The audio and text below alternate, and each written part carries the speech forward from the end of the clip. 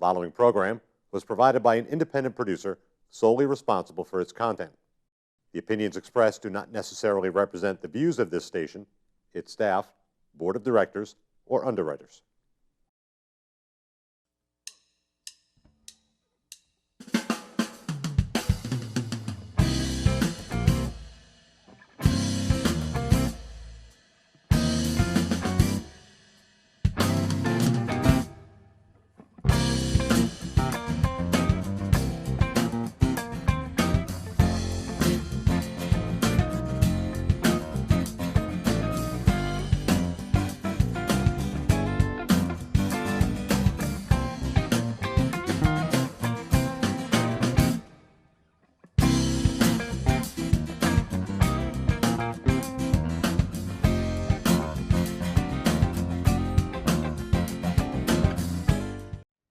Welcome to Gate City Chronicles. I'm Kevin Avard, your host, and today we're going to be talking with Joe.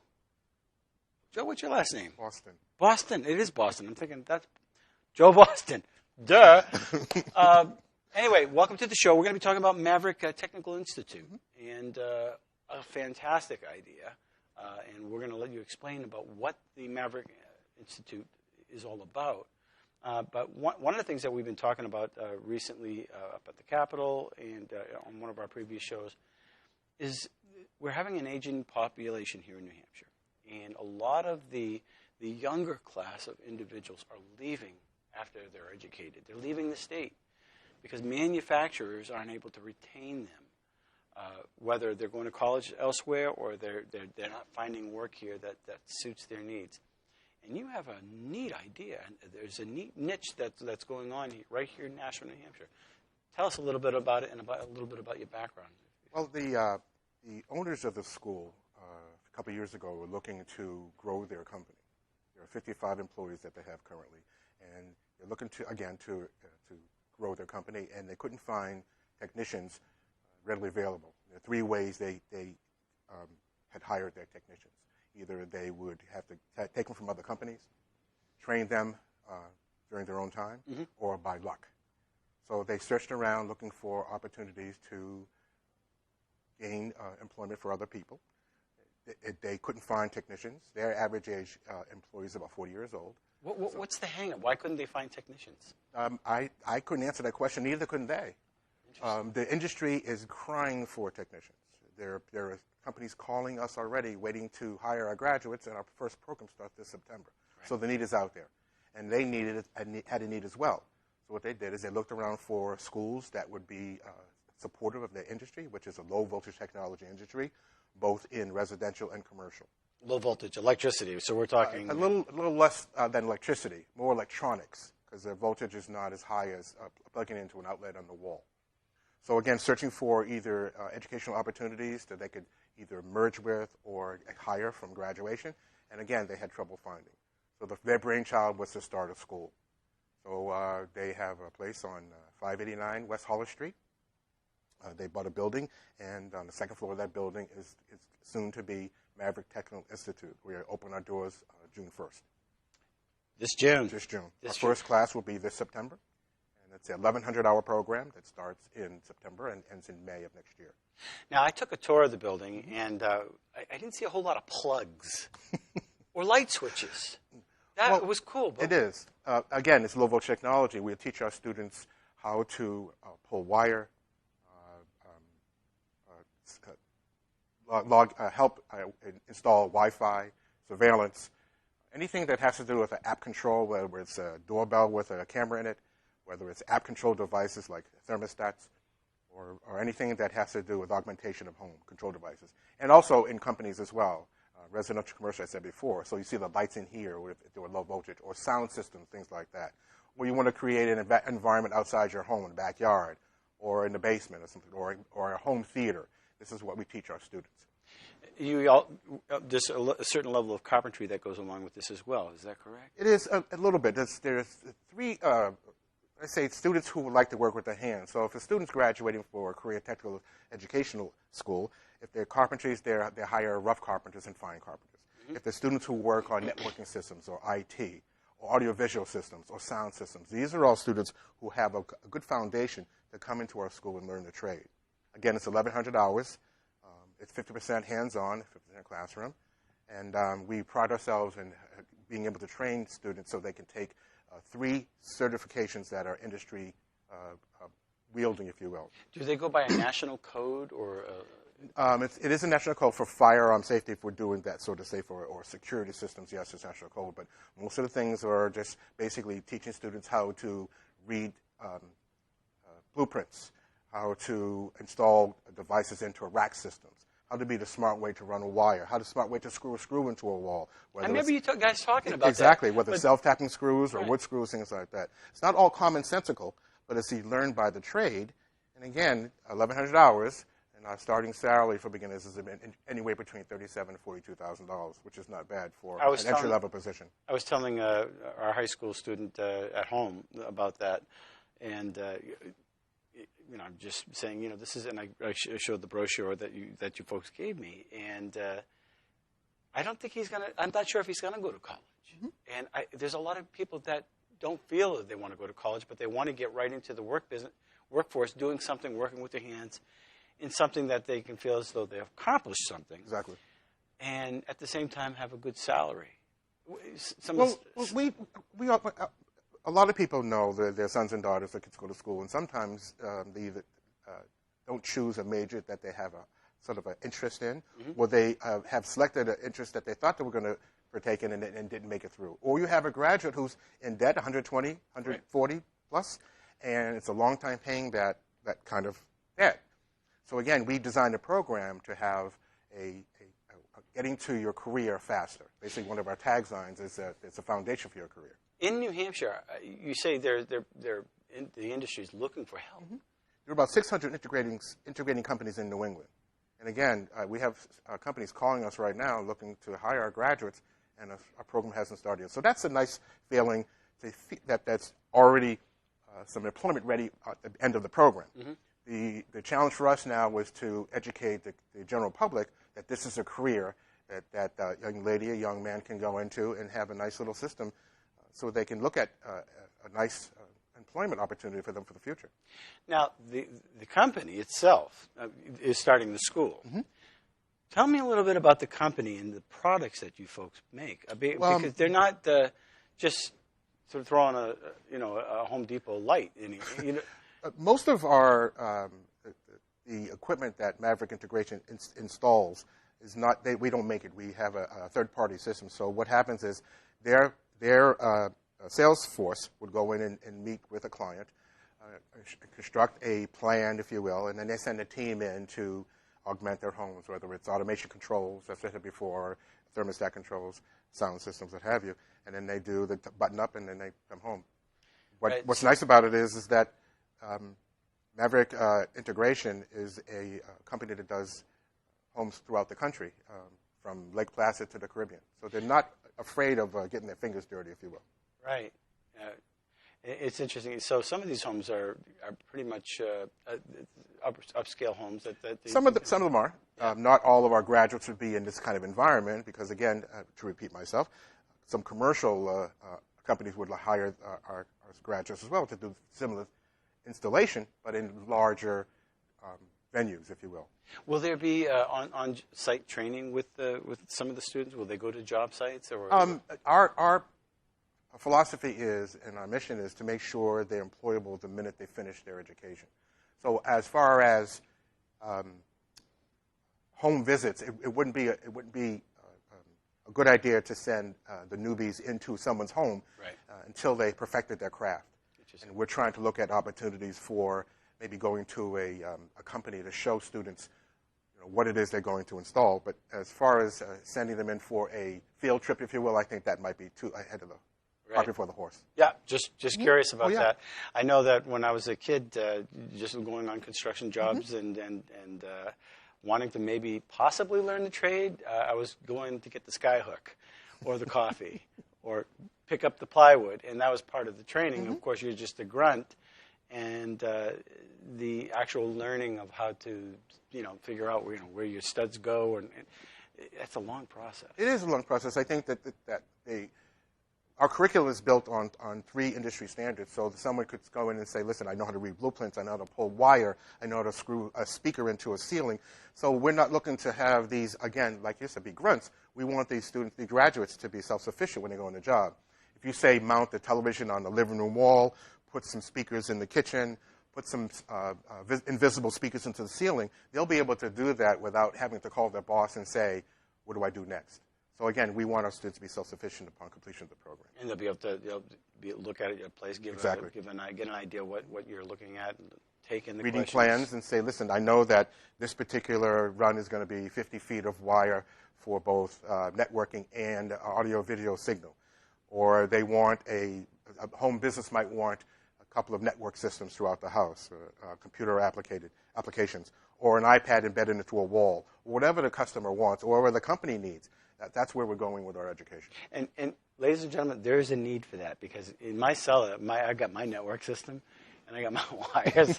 It just goes this way, and it goes this way, and it goes under the table, and then you look at this big ball of just all the wires in the background. Mm-hmm. You know that was not done professionally. Correct. It works over trial and error, but having a professional to be able to come in and set something like that up makes life a lot easier, especially if you need to change it and move it around. What a cool idea! It's a very good idea. It's the brainchild of 2 gentlemen who are taking this to another level. Now, are the schools aware of what you're providing? Are the high schools in our local area aware that this is coming up and this might be an opportunity for these kids? Yes, we've been we've been marketing the school about 45 miles radius around Nashua. Mm-hmm. So back in Massachusetts and up to Concord, a lot of the career and technical educational centers we've been to. Mm-hmm. So right now we've been to about 50 high schools and about 20 college fairs since we started banging on doors, if you will, start marketing the school. The school in your first year, you're looking for a certain number of students? Our capacity is 32 students. We don't want to have too large of a class that we can't make sure our students have specialized attention. Also, we're using techniques for retention to keep students in school, things like accelerated learning techniques, mind mapping tools, special sessions after school. Students want to do some extra work or tutoring. We're guaranteeing our students an opportunity to sit for these 3 industry certifications. And if a student happens to not do well, we'll make sure the student has the opportunity to retake an exam with no cost to them within a calendar year. You want a no-fail system? I think that it behooves us to make sure if students are going to invest into their career, it behooves us to make sure they have the skills to go out there and say, it's their reputation, it's our reputation, and it's the industry's reputation that they're going to augment. Joe, what's the screening process for the students? Is there a screening process? Is there a certain academic level that usually kids apply for college, you get accepted or you don't. So there's got to be some kind of a... Well, I have a personal and a professional philosophy about entrance into schools. My philosophy is the gate should not be at the beginning. The gate should be at the end. So we're looking for students who have graduated high school or have a GED, who can do basic high school mathematics. And if they're interested in working with the hands, not worrying about their fingernails or their clothes getting dirty, this is the kind of student we're looking for. Someone who tinkers, who likes to put things together or take them apart and put them back together again. Students who have a sort of a mindset where I want to look at a job as a puzzle, and by the end of that day, the puzzle pieces fit squarely together. And that's the passion that we're looking for in student, as well as our instructors in the school itself. Now, the school, this is going to be the first of possibly 2 or 3 other schools? Well, I have a grandiose vision. When I started talking to the gentleman owner of the school, I told him I wanted to end with 5 schools, 2 on the East Coast, 2 on the West Coast, and the South. We have to start with one first. Sure. So this is the pilot? This is the pilot school, yes. Interesting. And there would be another one up north, possibly? I don't know exactly where the next one's going to be. Again, I think the first one has to get off the ground, and we're focusing on that one for September. Right. Wonderful. I think it's a great idea. And you did give me the tour. I mean, the desks weren't just in there yet. The floors weren't waxed yet. But it's a nice facility. It is a nice facility. It's cozy. It's not too big. You're not going to get lost in the halls. No, we have about 7,000 square feet. We have 2 classrooms. We have 2 labs, working labs. We have a lunch room for students to take a break. We have like a kitchenette and vending machines. We have a locker room for our students as well. So if anyone would like to take a tour of our facility, they can log on to our website, which is mti.school, or they give us a call at 603-577-1730. What would be a typical class session? We have 21 modules in this 1,100-hour program. And each module has a sort of a progress report at the end of the module. For example, the first module is professionalism. What about the industry you need to know before you walk into someone's home or someone's business? How to greet the person. It's not all about screwing the screw in on the first day, but it's getting you acclimated to what you need to do from the first time you walk on the door to the end module when you clean up and say goodbye to the client. With a very professional Very touch. professional outlay as well. Interesting. And that's in many industries, even in the cleaning industry. There's a place out in Illinois, a place called John Donne. They actually teach people from hello to goodbye and everything in between. And the whole concept is to make a cheerleader out of your customer. Exactly. And if you walk in with professionalism, confidence, and respect, you're going to get that type of reward from providing that kind of service. It's not that our prospective students don't know how to be professionals, but I think in this industry, so it's so new to the general public, we want to make sure there's no slippage, if you will, someone not doing the right thing when they go. Again, it's the reputation of the student, the school, and the industry. We want to make sure that all the T's are crossed and all the I's are dotted. And how long is the training period again? It's about 1,100 hours. It's a little less than 10 months long. 10 months. Yes, it is. 10 months. Interesting. It is. And within a 10-month period, there should be an adequacy to be able to get out into the field and put out a good product. Again, I think it behooves us to make sure the student is trained well. It wouldn't make sense for someone to graduate or potentially leave the system and go out and not have the skill set to do what they need to do on the job. Now, you might have said this already, but now, do you help the students with job placement? Yes, we do. We have a career services wing of our school. The students will develop their resume writing skills, their job searching skills as part of the program as well. Again, if you go to the website, all this is explained in detail on the website. Right, and right now you can entertain people to walk through the door to take the tour. Wonderful. This is great. Will they talk with you? Are you the dean? No, I'm not a dean. I'm the director of the school. Yeah. I've asked you that 3 or 4 times. That's okay. Senator, excuse me. Kevin's fine. We have 2 instructors and an administrative assistant right now, and we'll carry a lot of roles, different hats we'll wear while we're there. Great opportunity. I think so as well. Yeah. And I think we've pretty much covered everything. You're starting this June for September as far as taking in students. Correct. So, I mean, you covered it all. So, are there any final thoughts that you want to share with our guests? No, again, I'd like to entertain the idea of making sure the general public know about this industry, because it's not something that somebody can just, turn a page and say, I want to be a electronic systems technician, which is the certificate when they graduate from the school. We have financial assistance at the school as well, so somebody needs to work on a payment plan, if you will. We can help them out with that. We're licensed by the state of New Hampshire as a fully operational educational environment.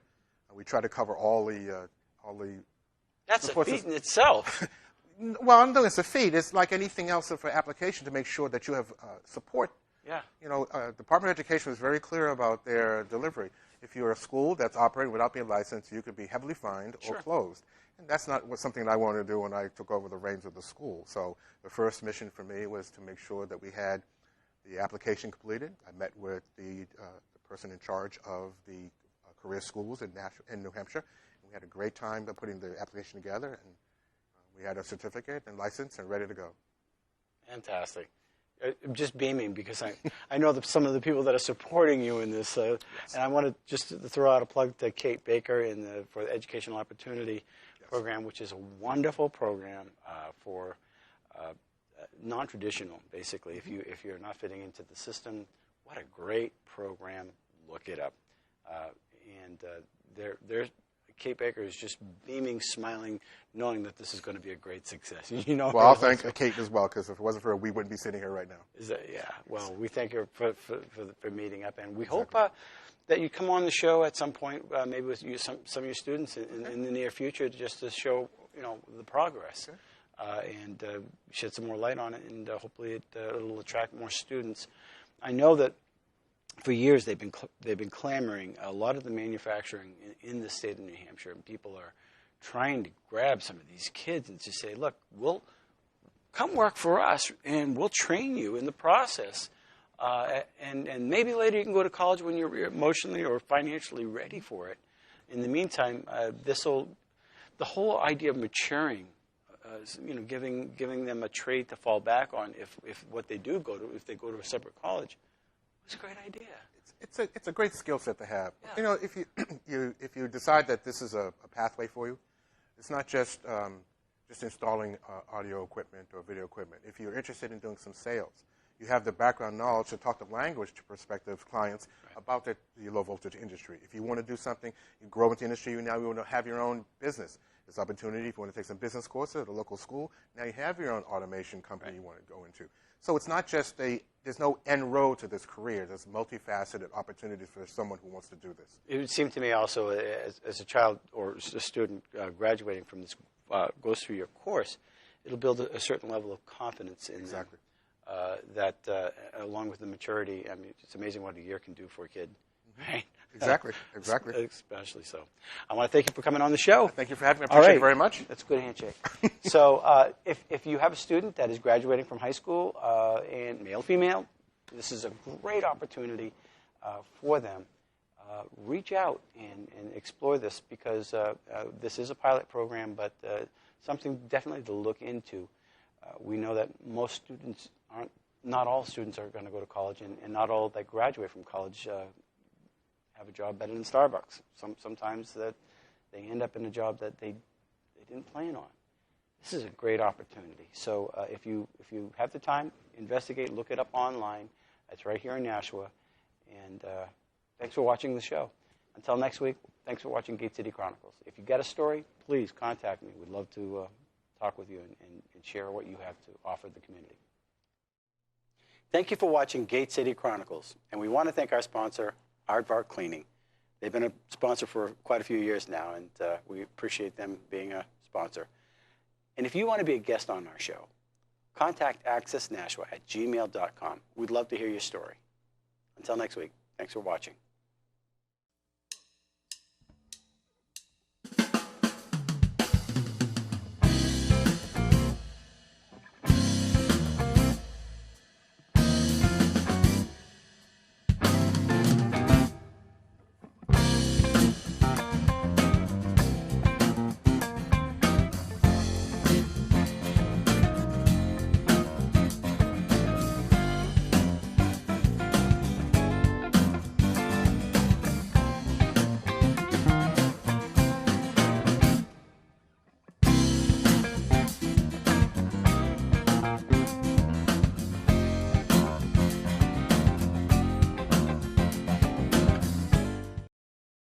The preceding program was provided by an independent producer solely responsible for its content.